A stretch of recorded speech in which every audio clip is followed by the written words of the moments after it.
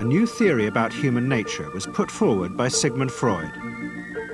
He had discovered, he said, primitive sexual and aggressive forces hidden deep inside the minds of all human beings.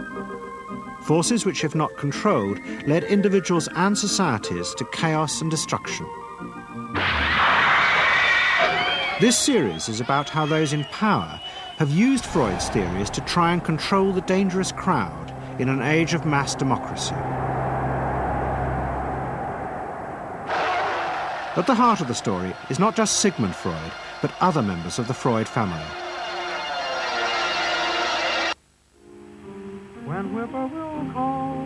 This episode is about Freud's American nephew, Edward Bernays.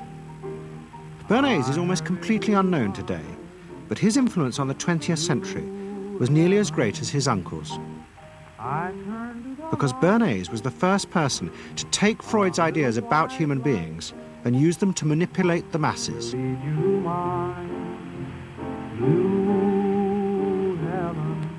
He showed American corporations for the first time how they could make people want things they didn't need by linking mass-produced goods to their unconscious desires. Out of this would come a new political idea of how to control the masses. By satisfying people's inner selfish desires, one made them happy and thus docile. It was the start of the all-consuming self, which has come to dominate our world today.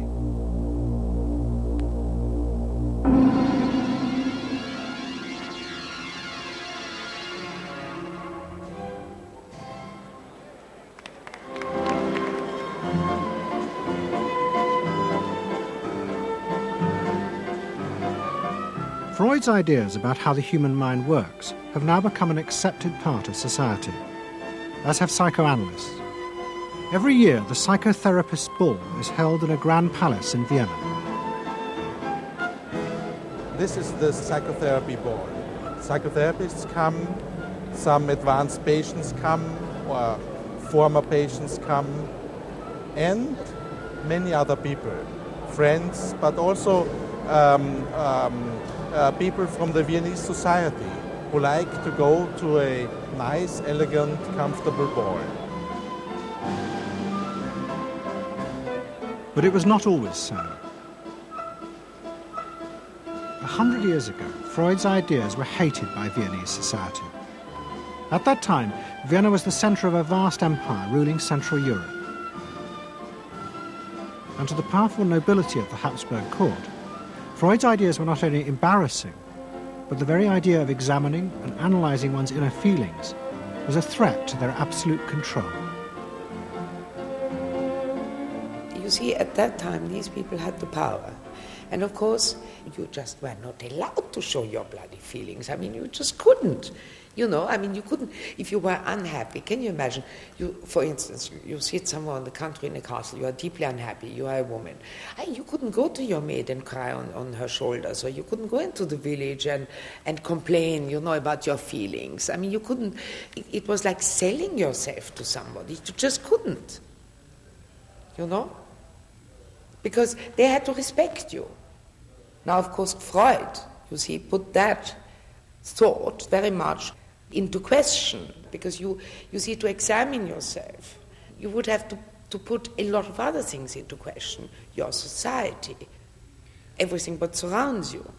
And that wasn't a good thing at that time. Why not? Because your self-created empire, to a certain extent, would have fallen into bits much earlier already. But what frightened the rulers of the empire even more was Freud's idea that hidden inside all human beings were dangerous instinctual drives. Freud had devised a method he called psychoanalysis. By analysing dreams and free association, he had unearthed, he said, powerful sexual and aggressive forces which were the remnants of our animal past. Feelings we repressed because they were too dangerous. Freud devised a method for exploring a hidden part of the mind, which we nowadays call the unconscious, which is a part that is totally unknown to our consciousness, that there exists a barrier in all our minds which prevents these hidden and unwelcome impulses of the unconscious from emerging. Good night.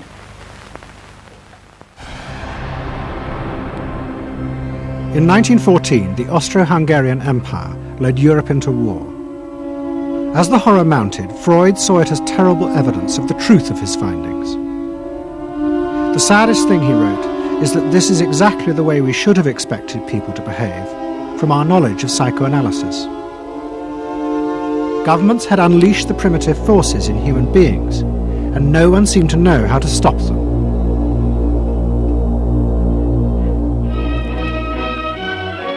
At that time, Freud's young nephew, Edward Bernays, was working as a press agent in America. His main client was the world-famous opera singer Caruso, who was touring the United States.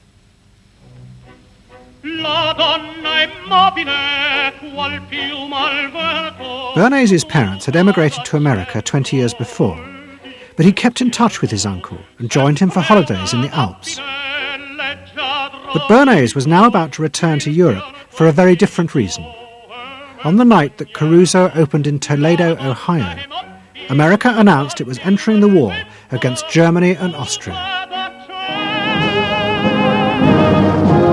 As a part of the war effort, the US government set up a Committee on Public Information, and Bernays was employed to promote America's war aims in the press. The President, Woodrow Wilson, had announced that the United States would fight not to restore the old empires, but to bring democracy to all of Europe. And Bernays proved extremely skillful in promoting this idea, both at home and abroad. And at the end of the war, he was asked to accompany the President to the Paris Peace Conference. Then, to my surprise, they asked me to go over with Woodrow Wilson to the peace conference. And at the age of 26, I was in Paris for the entire time of the peace conference that was held in the suburb of Paris, and we worked to make the world safe for democracy.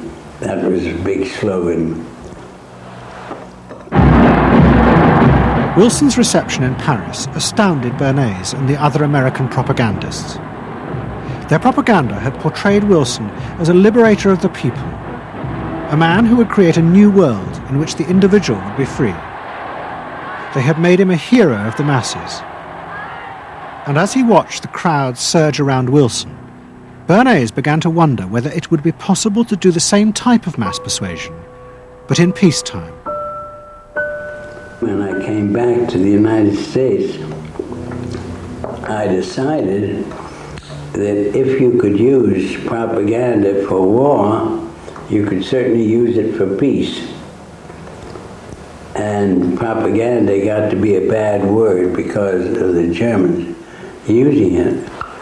So what I did was to try to find some other words. So we found the word Council on Public Relations. Bernays returned to New York and set up as a public relations counsel in a small office off Broadway. It was the first time the term had ever been used. Since the end of the 19th century, America had become a mass industrial society, with millions clustered together in the cities. Bernays was determined to find a way to manage and alter the way these new crowds thought and felt. To do this, he turned to the writings of his uncle Sigmund. While in Paris, Bernays had sent his uncle a gift of some Havana cigars. In return, Freud had sent him a copy of his general introduction to psychoanalysis. Bernays read it, and the picture of hidden irrational forces inside human beings fascinated him. He wondered whether he might make money by manipulating the unconscious. What Eddie got from Freud was indeed this idea that there is a lot more going on in human decision-making. Not only among individuals, but even more importantly among groups, than this idea that information drives behavior. And so Eddie began to formulate this idea that you had to look at things that would play to people's irrational emotions. And you see, that moved Eddie immediately into a different category from other people in his field and most government officials and managers of the day who thought if you just hit people with all this factual information, they would look at that and say, oh, of course. And Eddie knew that was not the way the world worked. Bernays set out to experiment with the minds of the popular classes. His most dramatic experiment was to persuade women to smoke. At that time, there was a taboo against women smoking, and one of his early clients, George Hill, the president of the American Tobacco Corporation, asked Bernays to find a way of breaking it. He said, we're losing half of our market because men have invoked a taboo against women smoking in public. Can you do anything about that? I said, let me think about it. And then I said, have I your permission to see a psychoanalyst to find out what cigarettes mean to women? He said, what'll it cost? So I called up Dr. Brill, A.A. Brill, who was a leading psychoanalyst in New York at that time. How come you didn't call your uncle? Why didn't you call your uncle? Because he was in Vienna. A.A. Brill was one of the first psychoanalysts in America. And for a large fee, he told Bernays that cigarettes were a symbol of the penis and of male sexual power. He told Bernays that if he could find a way to connect cigarettes with the idea of challenging male power, then women would smoke, because then they would have their own penises.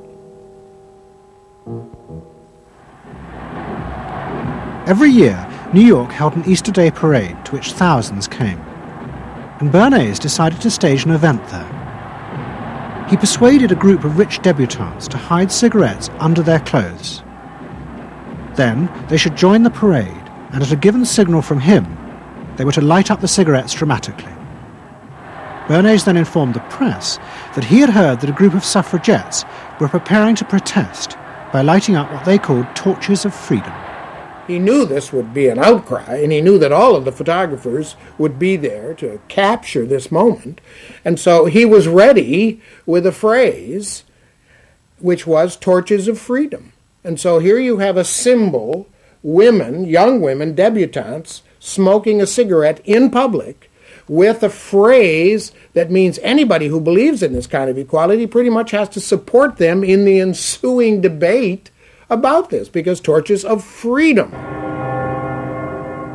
I mean, what's on all American coins? It's liberty. She's holding up the torch. You see? And so all of this is there together. There's emotion, there's memory, there's a rational phrase, even though it's using a lot of emotional elements. It's a phrase that works in a rational sense. All of this is together. And so the next day, this was not just in all of the New York papers, it was across the United States and around the world. And from that point forward, the sale of cigarettes to women began to rise. He had made them socially acceptable with a single symbolic act. What Bernays had created was the idea that if a woman smoked, it made her more powerful and independent, an idea that still persists today. Embrace me, my sweet embrace. It made him realize that it was possible to persuade people to behave irrationally if you link products to their emotional desires and feelings. The idea that smoking actually made women freer was completely irrational, but it made them feel more independent. It meant that irrelevant objects could become powerful emotional symbols of how you wanted to be seen by others. Eddie Bernays saw the way to sell product was not to sell it to your intellect, that you ought to buy an automobile, but that you will feel better about it if you have this automobile. I think he originated that idea, that they weren't just purchasing something, but they were engaging themselves emotionally or personally in the product or service.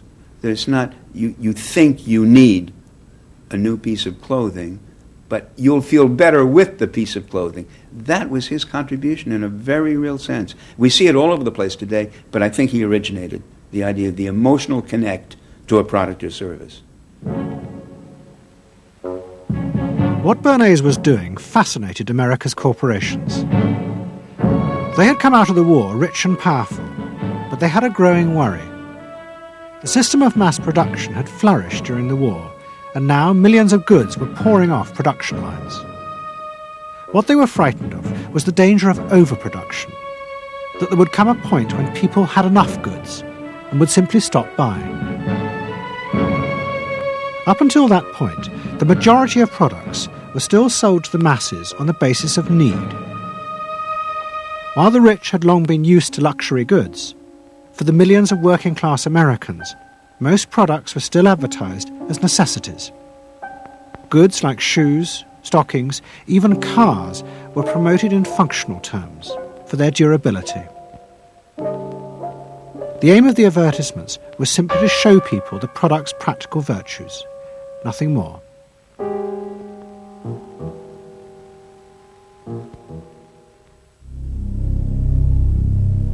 What the corporations realized they had to do was transform the way the majority of Americans thought about products. One leading Wall Street banker, Paul Mazur of Lehman Brothers, was clear about what was necessary. We must shift America, he wrote, from a needs to a desires culture. People must be trained to desire, to want new things even before the old have been entirely consumed. We must shape a new mentality in America. Man's desires must overshadow his needs. Prior to that time, there was no American consumer. There was the American worker, and there was the American owner, and they manufactured and they saved and they ate what they had to, and the people shopped for what they needed. And while the very rich may have bought things they didn't need, most people did not. And Mazur envisioned a break with that where you would have things that you didn't actually need, but you wanted, as opposed to needed. And the man who would be at the centre of changing that mentality for the corporations was Edward Bernays. Bernays really is the guy within the United States more than anybody else who sort of brings to the table psychological theory as something that is an essential part of how, from the corporate side, of how we are going to appeal to the masses effectively. And the whole sort of merchandising establishment and sales establishment is ready for Sigmund Freud. I mean, they are ready for understanding what motivates the human mind. And so that there's this real openness to Bernays' techniques being used to sell products to the masses. Beginning in the early 20s, the New York banks funded the creation of chains of department stores across America. They were to be the outlets for the mass-produced goods, and Bernays' job was to produce the new type of customer. Bernays began to create many of the techniques of mass consumer persuasion that we now live with. He was employed by William Randolph Hearst to promote his new women's magazines, and Bernays glamorized them by placing articles and advertisements that linked products made by others of his clients to famous film stars like Clara Bow, who was also his client.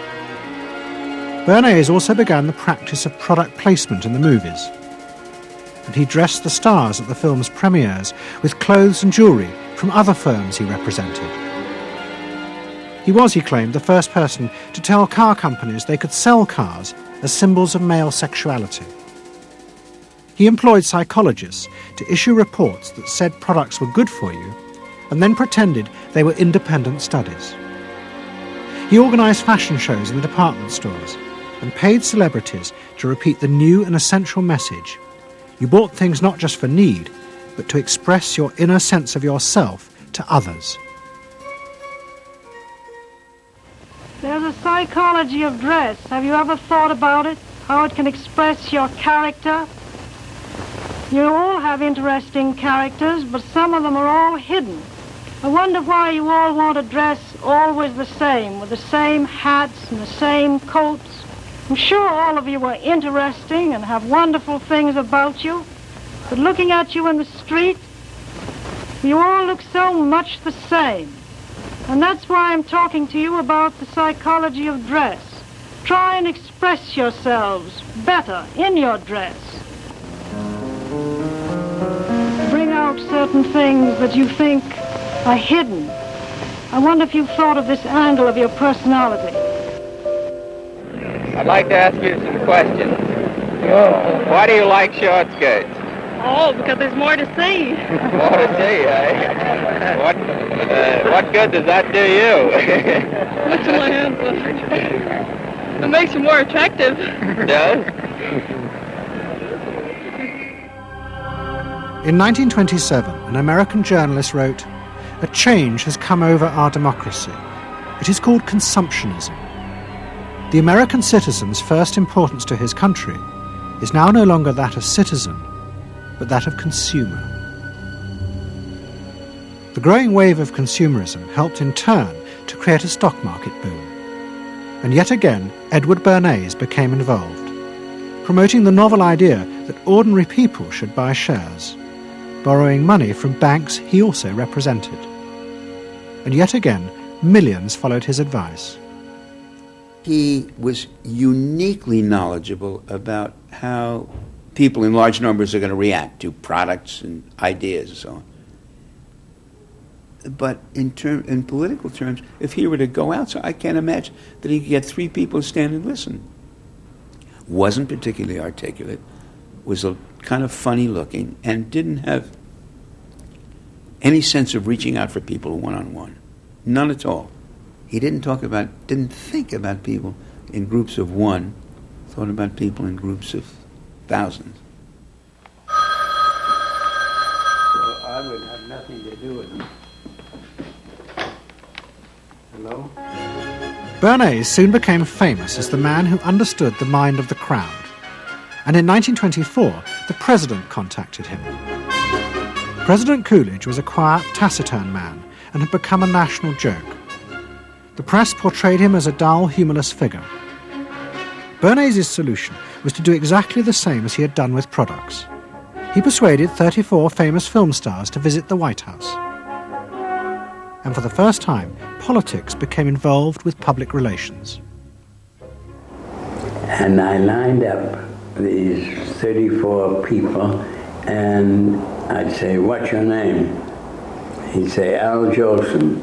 I'd say, "Mr. President, Al Jolson." Next day, every newspaper in the United States had a front page story. President Coolidge entertains actors at White House. And the Times had a headline which said, "President nearly laughed." And everybody was happy. But while Bernays became rich and powerful in America, in Vienna his uncle was facing disaster. Like much of Europe, Vienna was suffering an economic crisis and massive inflation, which wiped out all of Freud's savings. Facing bankruptcy, he wrote to his nephew for help. Bernays responded by arranging for Freud's works to be published for the first time in America, and began to send his uncle precious dollars, which Freud kept secretly in a foreign bank account. He was Freud's agent, if you will, to get his books published. Well, of course, once the books were being published, Eddie couldn't help himself but promote these books, see that everybody read them, make them controversial, emphasize the fact that, do you know what Freud says about sex and what he says cigarettes are a symbol of and so on and so forth? How do you suppose all those stories got out? Certainly the academics weren't spreading these around the country. Eddie Bernays was. Then, when Freud became accepted, well then, of course, to go to a client and say, "Well, Uncle Siggy," see, then that had some cachet.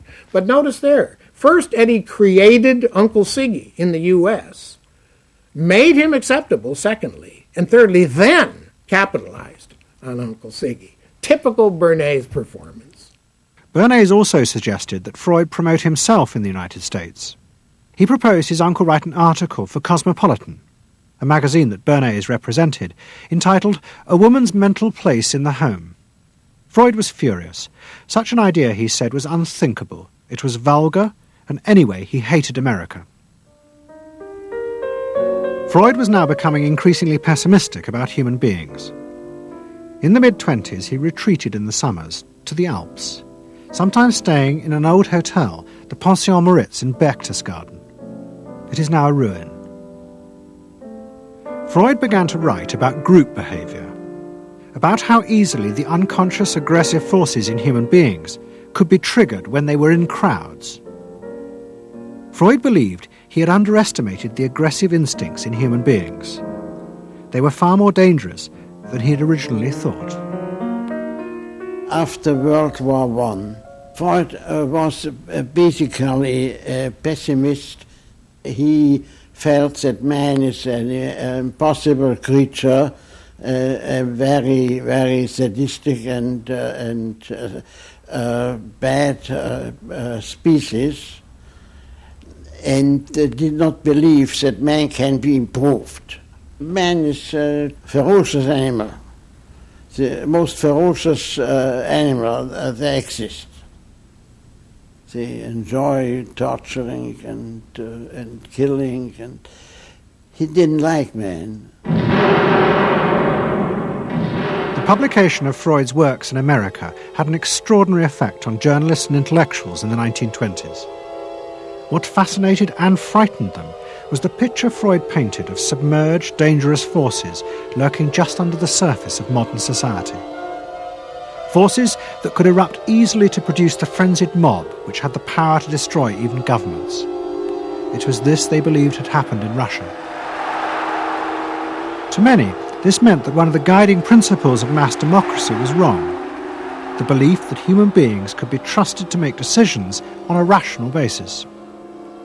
The leading political writer, Walter Lippmann, argued that if human beings were in reality driven by unconscious, irrational forces, then it was necessary to rethink democracy. What was needed was a new elite who could manage what he called the bewildered herd. This would be done through psychological techniques that would control the unconscious feelings of the masses. So here you have Walter Lippmann, probably the most influential political thinker in the United States, who is essentially saying that the basic mechanism of the mass mind is unreason, is irrationality, is animality. He believes that the mob in the street, which is how he sees ordinary people, are people who are driven not by their minds but by their spinal cords. The notion of kind of animal drives, unconscious instinctual drives lurking beneath the surface of civilization. And so they started looking towards psychological science as a way of understanding the mechanisms by which the popular mind works, specifically with the goal of figuring out how to understand how to apply those mechanisms to strategies for social control.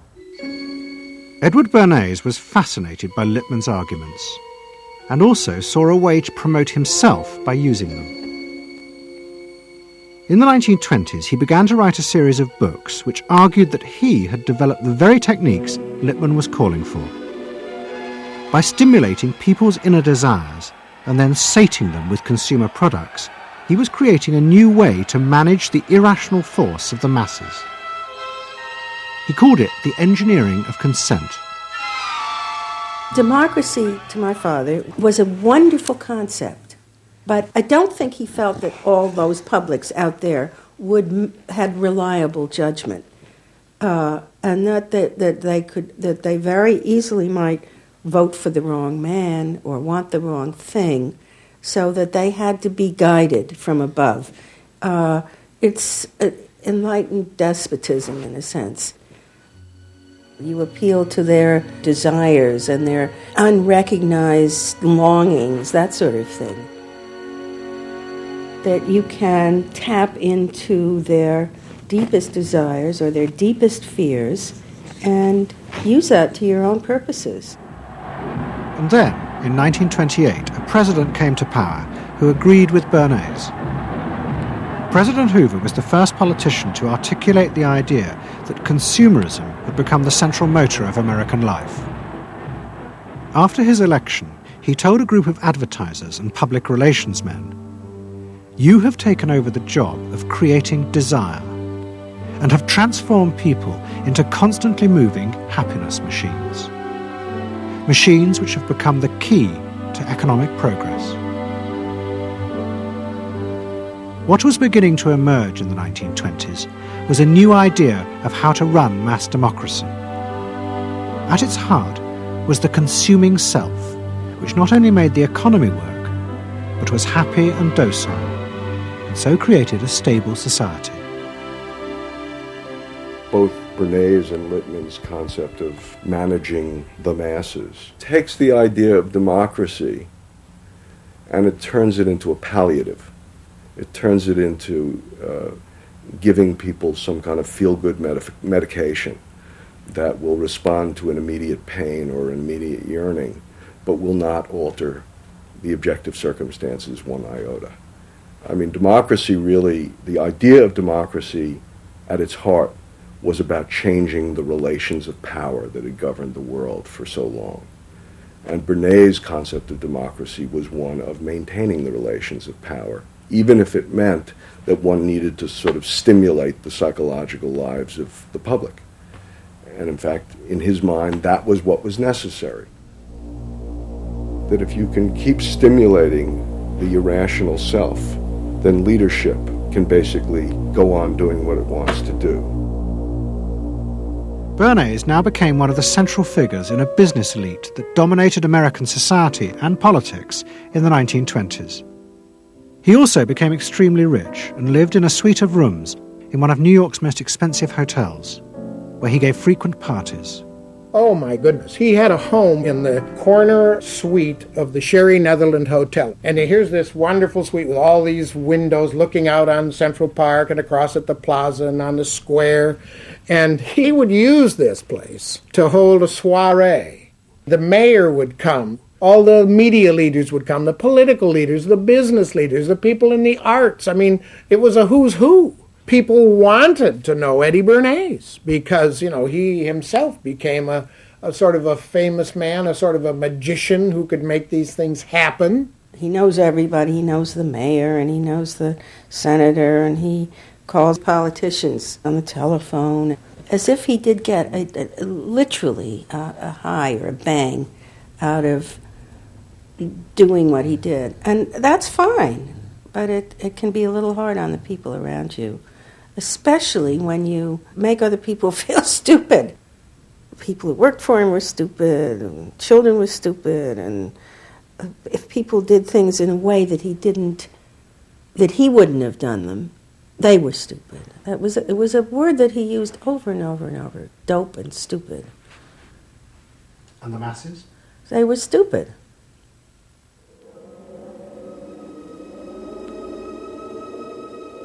But Bernays' power was about to be destroyed dramatically, and by a type of human irrationality he could do nothing to control. At the end of October 1929, Bernays organised a huge national event to celebrate the 50th anniversary of the invention of the light bulb. President Hoover, the leaders of major corporations, and bankers like John D. Rockefeller were all summoned by Bernays to celebrate the power of American business. But even as they gathered, news came through that shares on the New York Stock Exchange were beginning to fall catastrophically. Throughout the 1920s, speculators had borrowed billions of dollars. The banks had promoted the idea that this was a new era where market crashes were a thing of the past. But they were wrong. What was about to happen was the biggest stock market crash in history. Investors had panicked and begun to sell in a blind, relentless fury that no reassurance by bankers or politicians could halt. And on the 29th of October 1929, the market collapsed.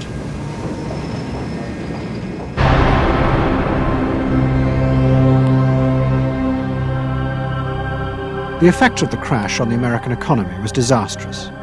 Faced with recession and unemployment, millions of American workers stopped buying goods they didn't need. The consumer boom that Bernays had done so much to engineer disappeared, and he and the profession of public relations fell from favour. Bernays' brief moment of power seemed to be over.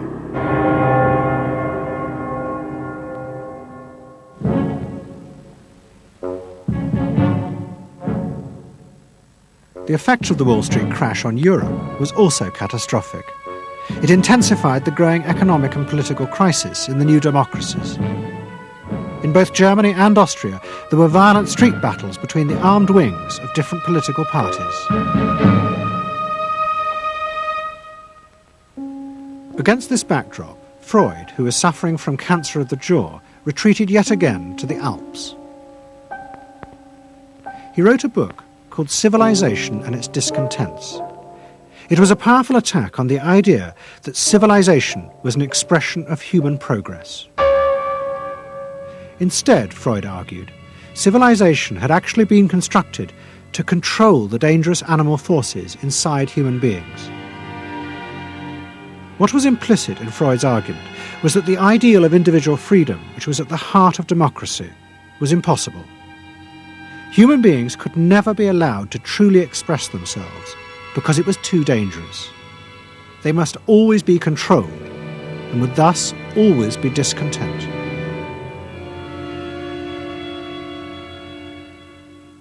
Man doesn't want to be civilized, and he is civilization brings discontent, but it's necessary to survival.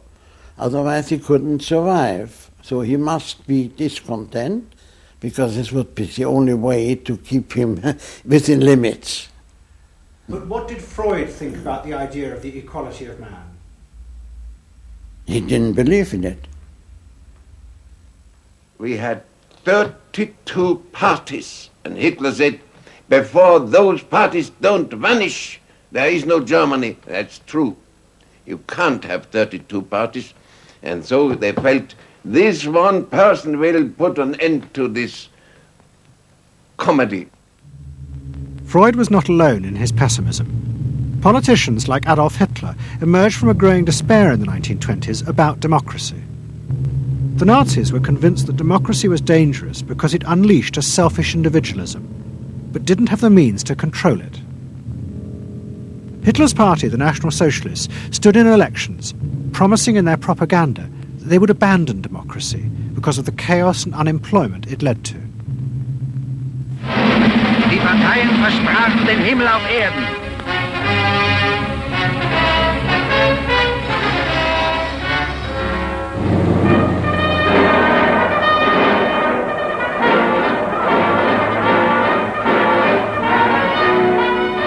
In March 1933, the National Socialists were elected to power in Germany, and they set out to create a society that would control human beings in a different way.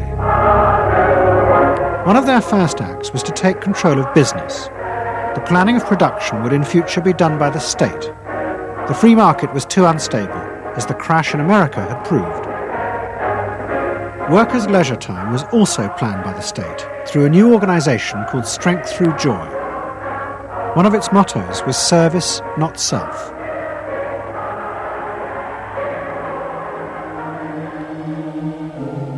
But the Nazis did not see this as a return to an old form of autocratic control. It was a new alternative to democracy, in which the feelings and the desires of the masses would still be central, but they would be channeled in such a way as to bind the nation together. The chief exponent of this was Joseph Goebbels, the Minister of Propaganda. Es mag gut sein, Macht zu besitzen, die auf Gewehren ruht. Besser aber und beglückender ist es, das Herz eines Volkes zu gewinnen und es auch zu behalten. Goebbels organised huge rallies whose function, he said, was to forge the mind of the nation into a unity of thinking, feeling and desire. One of his inspirations, he told an American journalist, was the writings of Freud's nephew, Edward Bernays. In his work on crowd psychology, Freud had described how the frightening irrationality inside human beings could emerge in such groups. The deep, what he called libidinal forces of desire, are given up to the leader, while the aggressive instincts are unleashed on those outside the group. Freud wrote this as a warning, but the Nazis were deliberately encouraging these forces because they believed they could master and control them. Well, Freud was saying that masses are bound by libidinal forces. They love each other and delegate their ideas and their feelings to the chap on top. What are libidinal forces? What are libidinal forces? Well, forces of love. Not hate. No. Hate is delegated to the others outside.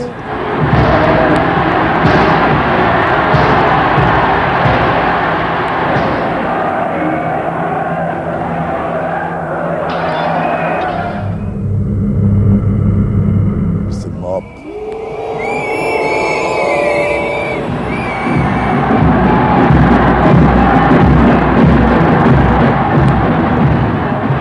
I could see from afar, looking up Wilhelmstraße towards unter den Linden, how those 100,000 of people, when they passed Hitler, they just became completely delirious. They began to shout these cries I will never get out of my ears. Heil, Sieg, Heil. They demented. And here I got confirmation how those irrational forces, uncontrollable forces in Germany, in the Germans, had erupted, had broken out, were running riot, were departing, marching on.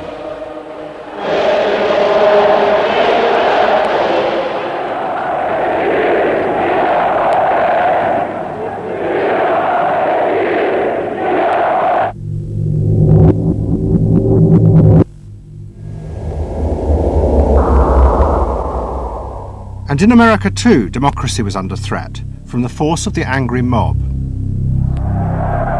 The effect of the stock market crash had been disastrous. There was growing violence as an angry population took out their frustration on the corporations who were seen to have caused this disaster.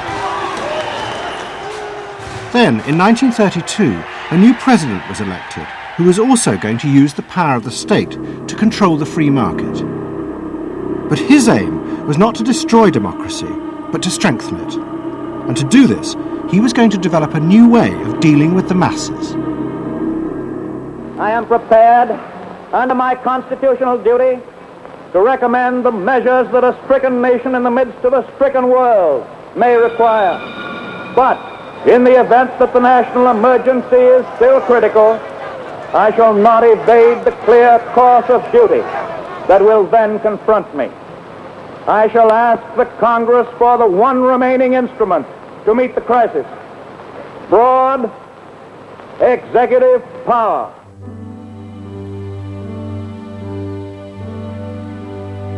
It was the start of what would become known as the New Deal. Roosevelt assembled a group of young technocrats and planners in Washington. He told them that their job was to plan and run giant new industrial projects for the good of the nation. Roosevelt was convinced that the stock market crash had shown that laissez-faire capitalism could no longer run modern industrial economies. It had become the job of government. Big business was horrified, but the New Deal attracted the admiration of the Nazis, especially Joseph Goebbels. Wir betrachten die wirtschaftliche Entwicklung in Amerika mit dem allergrößten positiven Interesse. Und wir sind dort der festen Überzeugung, dass Präsident Roosevelt und seine Berater auf dem richtigen Wege sind. Es handelt sich in der Tat um das größte wirtschaftliche und soziale Problem aller Zeiten. Die vielen Millionen Arbeitslosen, die ihre Plätze an den Maschinen und in den Kontoren verloren haben, wieder an ihre alten Arbeitsstellen zurückzuführen. Das kann nicht allein der privaten Initiative überlassen werden. Ausschlaggebend ist, dass die öffentliche Hand mit positiven Maßnahmen eingreift. But although Roosevelt, like the Nazis, was trying to organize society in a different way, unlike the Nazis, he believed that human beings were rational and could be trusted to take an active part in government. Roosevelt believed it was possible to explain his policies to ordinary Americans and take into account their opinions. To do this, he was helped by the new ideas of an American social scientist called George Gallup. Favorite reading of New Deal Washington, the survey of U.S. public opinion. From offices at Princeton, New Jersey, a famed statistician, Dr. George Gallup, tells Washington from week to week what the nation is thinking. And in New York, Fortune magazine's analyst, Elmo Roper, compiles for publication a continuous record of the nation's approval or disapproval of how the country is being run. Gallup and Roper rejected Bernays' view that human beings were at the mercy of unconscious forces and so needed to be controlled. Their system of opinion polling was based on the idea that people could be trusted to know what they wanted. They argued that one could measure and predict the opinions and behaviour of the public if one asked strictly factual questions and avoided manipulating their emotions. Well, how about this one? Do you think Franklin D. Roosevelt's New Deal has been bad for the nation in general? No, that question's loaded. It automatically suggests an answer. Well, how about this? Is your present feeling toward President Roosevelt one of general approval or general disapproval? That's better. Prior to scientific polling, the view of many people was that you couldn't trust public opinion. It was irrational, that it was ill-informed, it was chaotic, unruly, and so forth. And so that opinion should be dismissed.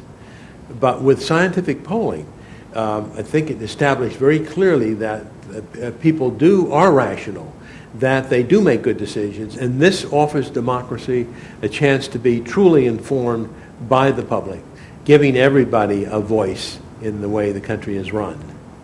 I know my father wouldn't necessarily say the voice of the public is the voice of God, but he did feel very much that the voice of the people is a rational voice and should be heard. What Roosevelt was doing was forging a new connection between the masses and politicians. No longer were they irrational consumers who were managed by sating their desires. Instead, they were sensible citizens who could take part in the governing of the country. In 1936, Roosevelt stood for re-election. He promised further control over big business. To the corporations, it was the beginning of a dictatorship.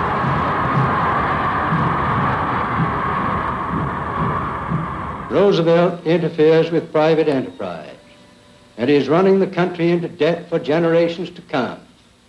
The way to get recovery is to let business alone. But Roosevelt was triumphantly re-elected. It looks, my friends, like a real landslide this time.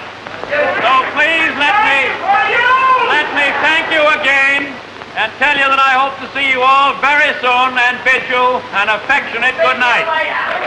Faced with this, business now decided to fight back, to regain power in America. At the heart of the battle would be Edward Bernays and the profession he had invented, public relations.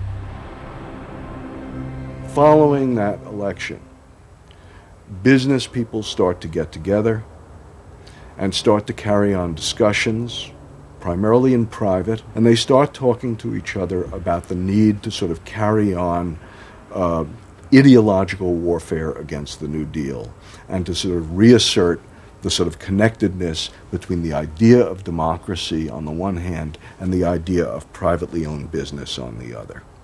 And so, under the umbrella of an organization which still exists, which is called the National Association of Manufacturers, and whose membership included all of the major corporations of the United States, a campaign is launched explicitly designed to create emotional attachments between the public and big business. It's Bernays' techniques being used on a grand scale. I mean, totally.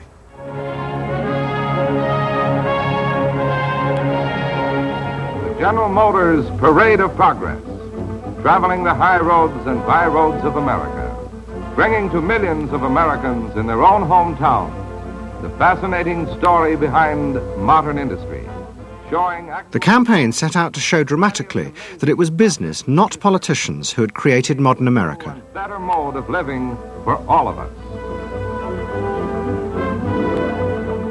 Bernays was an advisor to General Motors, but he was no longer alone. The industry he had founded now flourished as hundreds of public relations advisors organized a vast campaign.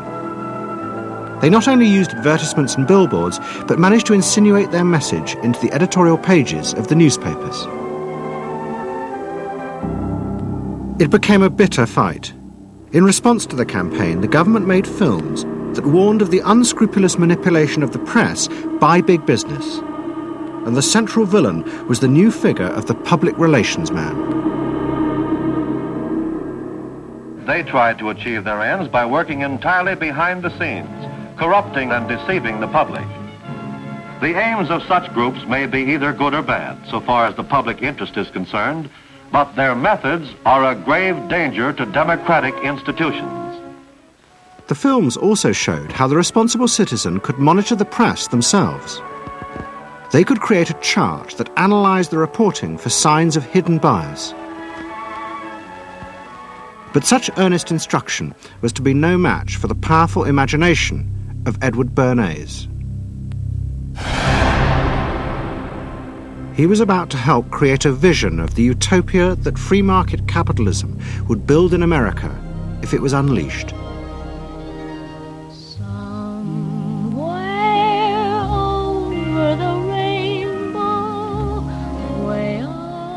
In 1939, New York hosted the World's Fair. Edward Bernays was a central advisor. He insisted that the theme be the link between democracy and American business.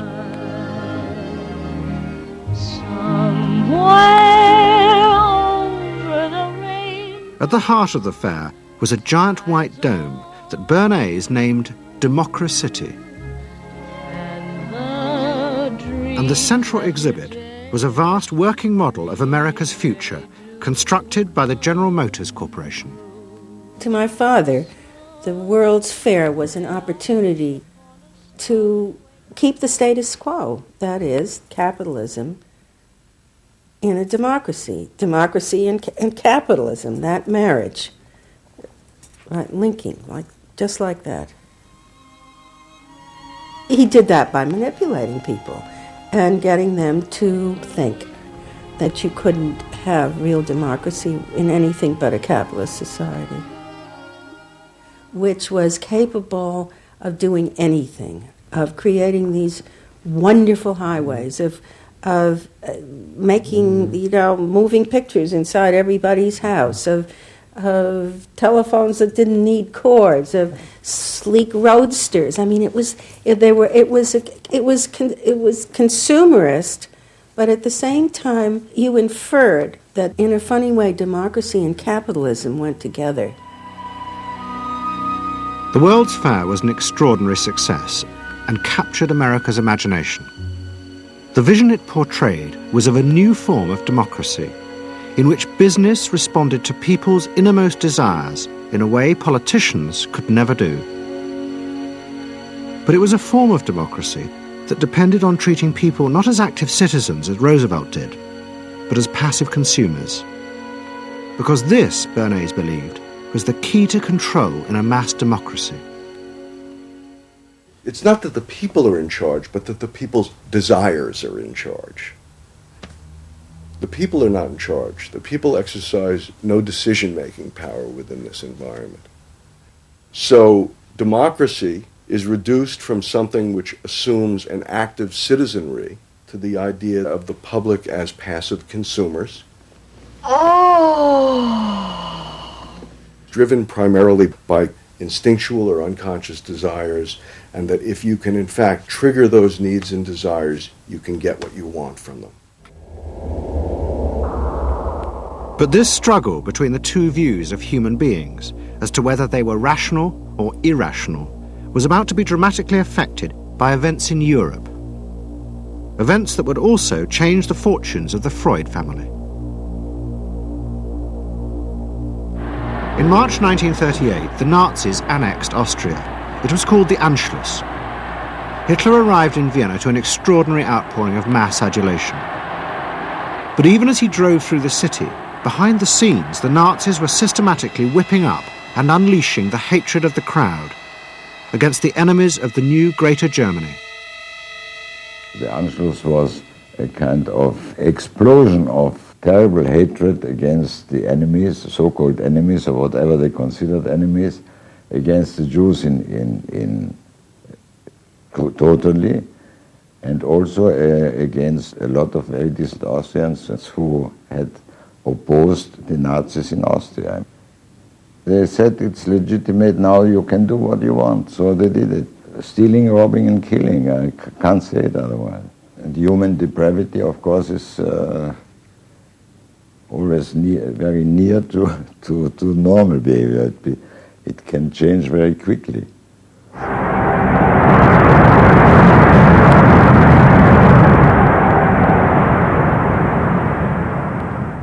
As the violence and assassinations raged in Vienna, Freud decided he had to leave. His aim was to go to Britain, but he knew that Britain, like many countries, was refusing entry to most Jewish refugees. But help came from the leading psychoanalyst in Britain, Ernest Jones. He was in the same ice skating club as the Home Secretary, Sir Samuel Hoare, and Jones persuaded Hoare to issue Freud a British work permit. And in May 1938, Freud, his daughter Anna, and other members of his family set off for London.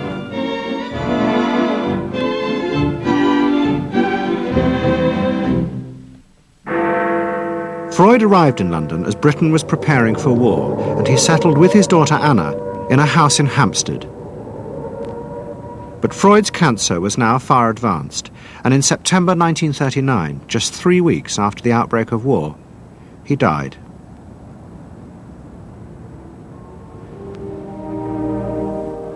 The Second World War would utterly transform the way governments saw democracy and the people they governed.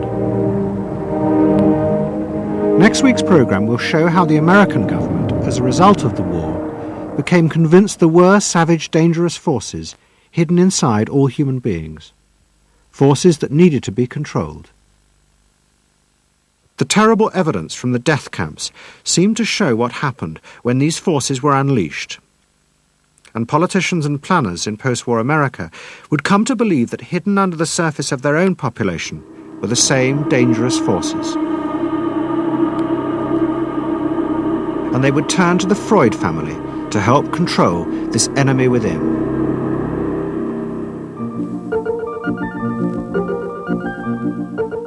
And ever adaptable, Edward Bernays would work not just for the American government, but the CIA. And Sigmund Freud's daughter Anna would also become powerful in the United States, because she believed that people could be taught to control the irrational forces within them. Out of this would come vast government programs to manage the inner psychological life of the masses.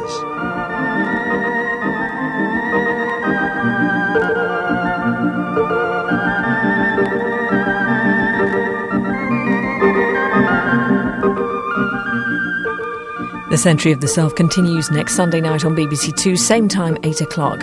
Tonight, the final part of SAS next.